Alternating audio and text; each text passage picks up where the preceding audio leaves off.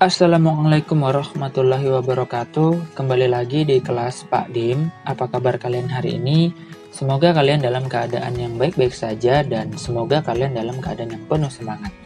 Dan hari ini kita akan mempelajari bab baru yang berjudul Kepedulian Umat Islam Terhadap Jenazah.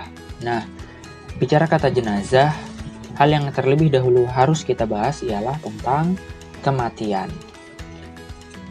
Nah, bicara tentang kematian, ada satu ayat yang dapat mewakilkan itu dari Quran Surah Al-Imran ayat 185 yang berbunyi, Bismillahirrahmanirrahim, Kullu nafsin dha'iqatul maut, wa innama tuwaffawna ujurakum yawmal qiyamah. Faman zuhziha 'anil nari wa udkhilal jannata faqad faza wa mal hayatud dunya illa mata'ul ghurur. Yang artinya setiap diri akan merasakan kematian. Sesungguhnya imbalanmu akan dipenuhi pada hari kiamat. Barang siapa dijauhkan dari neraka dan dimasukkan ke surga, maka sungguh beruntunglah dia. Kehidupan dunia itu tiada hanyalah kesenangan yang memperdayakan.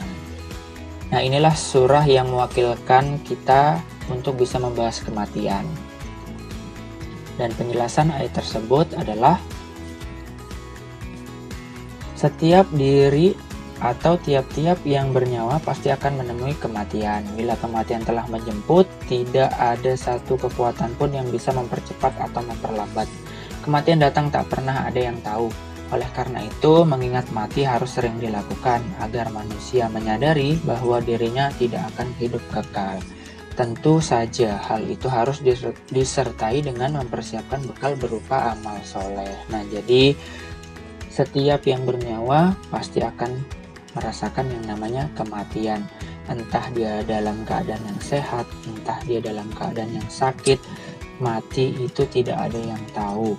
Ada yang meninggal dalam usia yang sangat muda belia, ada yang meninggal dalam usia tua renta, ada yang meninggal dalam keadaan belajar, ada yang meninggal dalam keadaan mengendarai sepeda motor, ada yang meninggal dalam keadaan berbuat baik, ada yang meninggal dalam keadaan berbuat jahat. Nauzubillah min dzalik, ketika kita meninggal dalam keadaan berbuat jahat atau berbuat negatif. Nah, banyak ya kita jumpai di dunia ini yang meninggal dalam keadaan bermacam-macam. Tidak ada yang tahu, tidak ada yang pernah paham kapan dia akan meninggal dunia, dan ketika itu sudah tiba, tidak ada kekuatan satupun yang dapat mempercepat atau memperlambat.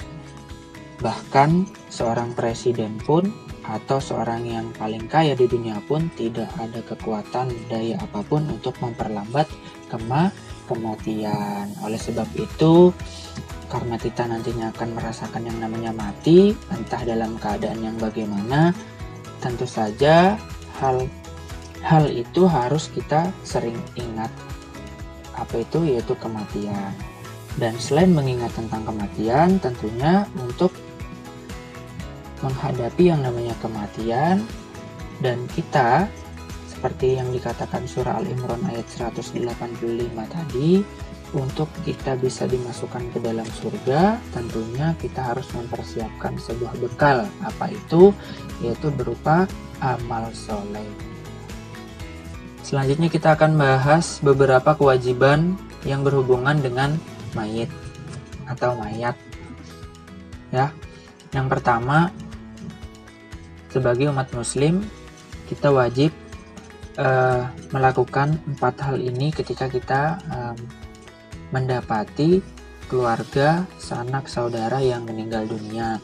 Yang pertama ialah memandikan, yang kedua mengkafani, yang ketiga menyolatkan, dan yang terakhir ialah menguburkan. Langsung saja yang pertama, memandikan. Syarat wajib mandi, siapa yang mandi ialah si mayit ini. Mayit itu orang Islam, yang pertama. Yang kedua, didapati tubuhnya walaupun sedikit, ya. Didapati tubuhnya walaupun sedikit, maksudnya gimana?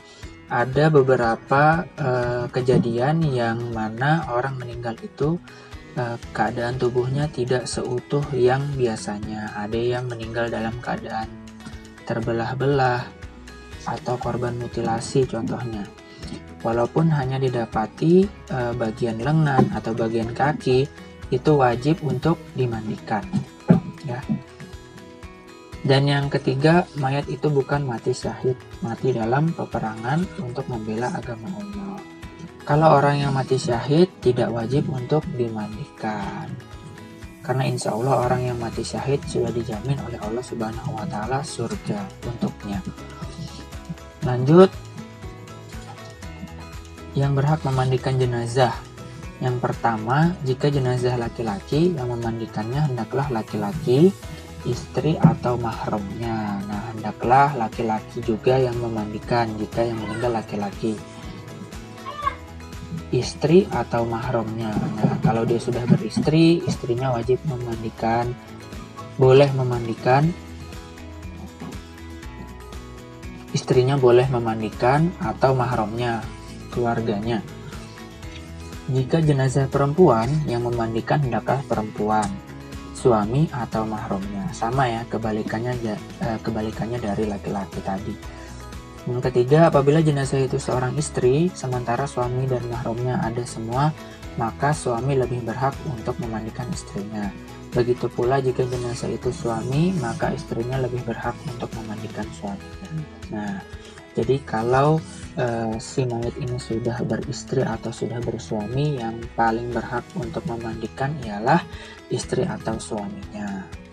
Kemudian jika tidak ada, ya pihak keluarga, atau jika tidak ada pihak keluarga dari lelaki atau perempuan-perempuan muslim di sekitarnya. Lanjut, tata cara memandikan. Jadi tata cara memandikan mayat ini tidak sembarangan.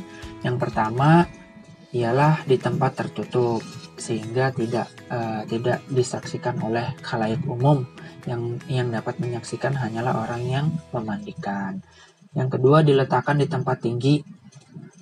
Yang ketiga, dipakaikan kain basahan seperti sarung agar auratnya tidak terlihat. Nah, jadi tidak telanjang bulat, tapi disertakan kain basahan seperti sarung.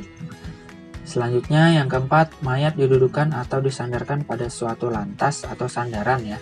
Disapu perutnya sambil ditekan secara perlahan guna mengeluarkan kotorannya. Nah, jadi ketika memandikan itu, si mayat ini diusahakan yang memandikan bisa mengeluarkan kotoran isi perutnya sambil ditekan atau dipijit perlahan-lahan. Dibersihkan dengan menggunakan tangan kiri dan dianjurkan mengenakan sarung tangan. Nah, hal ini hendaklah diikuti dengan air dan wangi-wangian agar tidak terganggu dengan bau kotoran si mayat. Jelas ya? Selanjutnya, ganti sarung tangan lalu bersihkan mulut dan gigi si mayat untuk mengeluarkan kotorannya. Nah, ketika sudah membersihkan isi kotoran perut si mayat, ganti sarung tangan yang dipakai tadi untuk membersihkan gigi dan mulut si mayat ya. Yang selanjutnya, mewudukannya, setelah itu membasuh seluruh badan. Yang selanjutnya, lantas dibasuh sebelah kanannya, kemudian sebelah kirinya, lalu dibaringkan sebelah kirinya dan dibasuh badan sebelah kanannya ya. Lalu baringkan lagi sebelah kanannya dan basuh badan sebelah kirinya. Nah, jadi si mayat ini dibolak-balik ya, dibolak-balik untuk bisa membasuh bagian belakangnya.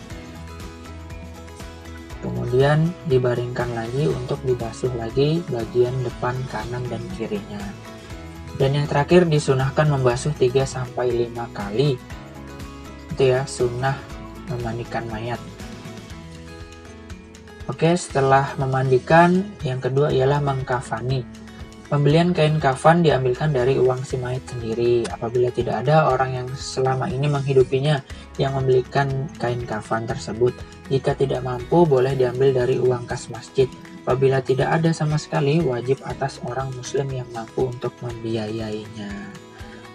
Nah, jadi untuk pembelian kain kafan ini yang pertama ialah diambilkan dari uang si mayat jika si mayat ini cukup mampu untuk membeli sebuah kain kafan. Jika tidak ada orang yang menghidupinya atau orang tua ya, atau siapapun yang menghidupi kita. Jika yang meninggal anak-anak misalkan, yang membelikannya ialah orang tuanya. Nah, jika tidak ada, boleh diambil dari uang kas masjid sekitar. Dan jika tidak ada lagi, wajib atas orang muslim yang ada di sekitarnya. Nah, karena memandikan, mengkafani, menyolati, dan menguburkan ini adalah sebuah fardu kifayah yang mana wajib atas sebagian orang muslim yang ada di sekitarnya. Itu ya. Dan tata cara mengkafani adalah yang pertama, adapun mayat laki-laki ya, jika mayat itu seorang laki-laki, dihamparkan sehelai dan ditaburkan di atas tiap-tiap lapis itu harum-haruman seperti kapur barus dan sebagainya. Ya, jadi sunahnya kain kafan seorang laki-laki ini sebanyak 3 helai. Ya, 3 helai. Lalu mayat diletakkan di atasnya sesudah diberi kapur barus dan sebagainya. Kedua tangannya diletakkan di atas dadanya, tangan kanan di atas tangan kiri. Ya, seperti orang melakukan ibadah sholat. Dan selanjutnya, jika mayat itu perempuan, dipakaikan kain basahan, baju, tutup kepala, lalu kerudung. Kemudian dimasukkan dalam kain yang meliputi sekalian badannya. Nah, jadi kalau mayat itu perempuan, usahakan dipakaikan atau dibikinkan sebuah kain basahan ya dari kain kafan tersebut. Yang kalau tidak dipakaikan kain kafan, dibentuk kain kafan tersebut menyerupai baju, dipakaikan, lalu kemudian dipakaikan juga tutup kepala, lalu ada kerudungnya, kemudian dimasukkan dalam kain yang meliputi sekalian badannya, yaitu kain kafan tersebut.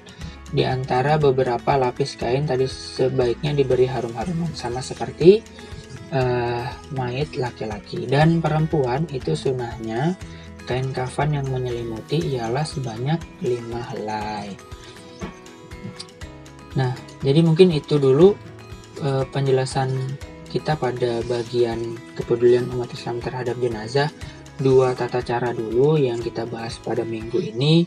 Mudah-mudahan jika kita diberi kesempatan untuk bertemu atau masih diberikan rezeki hidup sampai minggu depan, insya Allah kita akan bahas sisanya, yaitu menyolati dan menguburkan. Terima kasih atas partisipasinya. Bapak mohon maaf jika ada salah-salah kata.